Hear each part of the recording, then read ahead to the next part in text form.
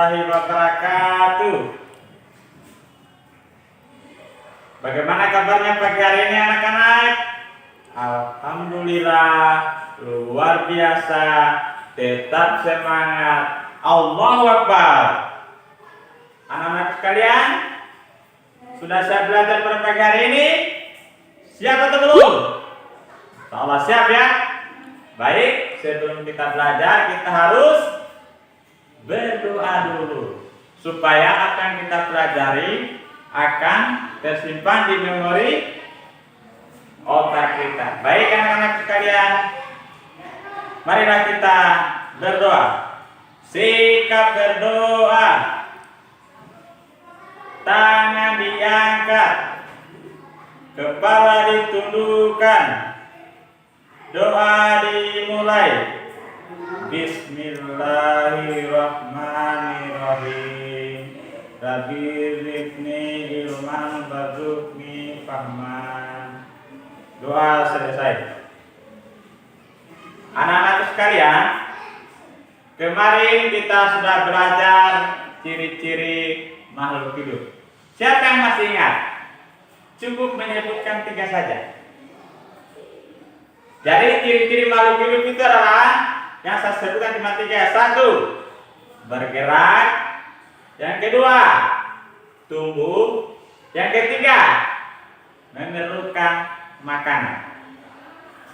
Jadi salah satu ciri makhluk hidup itu adalah 1, tumbuh. Anak-anak sekalian, siapa yang ingat? Kira-kira tumbuh itu artinya apa?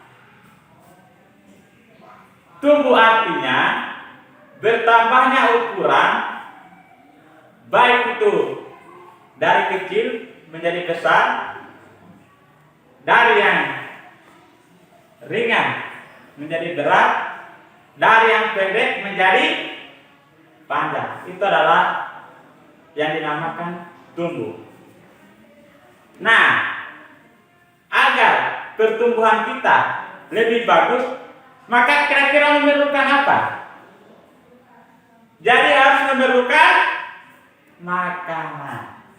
Jadi untuk pertumbuhan kita lebih bagus itu harus membutuhkan makanan. Kalau kita tidak makan, maka otomatis tidak akan tumbuh. Nah, dengan memerlukan makanan tersebut, maka kita akan tumbuh lebih baik. Akan tetapi makanan seperti apa dulu? Jangan sampai sembarang makanan, apakah itu makanan kotor atau apa. Jadi kita harus membutuhkan makanan yang bersih. Kemudian makanan apa lagi? Makanan yang bergizi. Nah, jadi kira-kira bagaimana itu supaya itu makanan tetap terjaga dengan bersih? Yang pertama adalah makanan itu harus ditutup. Supaya apa?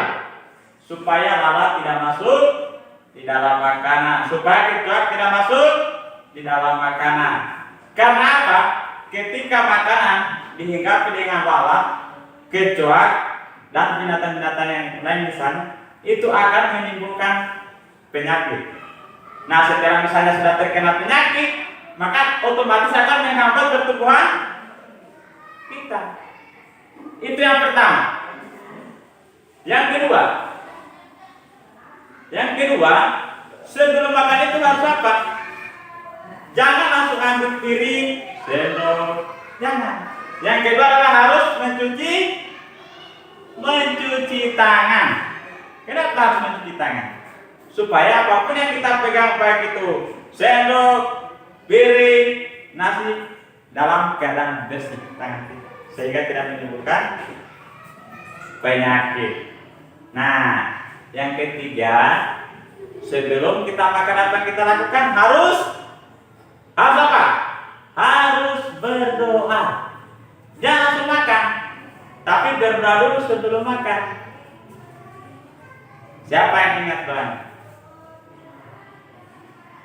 Doanya adalah Allahumma barik lana fima razaqtana wa qina azabannar. Jadi jangan langsung makan, tetapi harus berdoa. Kenapa harus berdoa?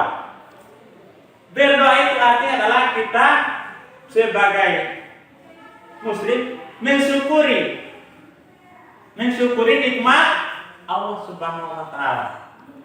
Jadi dia setelah memberikan makanan, setelah memberikan kita pertumbuhan, maka kita harus mensyukurinya lewat doa. Misalnya seperti yang saya bacakan tadi.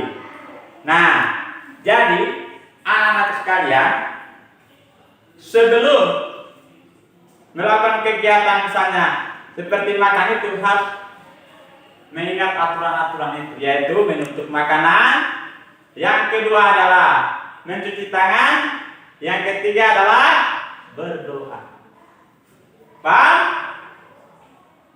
Nah, berikut anak-anak sekalian, coba perhatikan di halaman 39 itu cara-cara sebelum makan. Yang pertama itu apa? Makanannya ditutup. Yang kedua mencuci tangan. Yang ketiga berdoa. Itu lebih jelasnya ya. Yang berikut, coba lihat halaman 37. Perhatikan di halaman 37.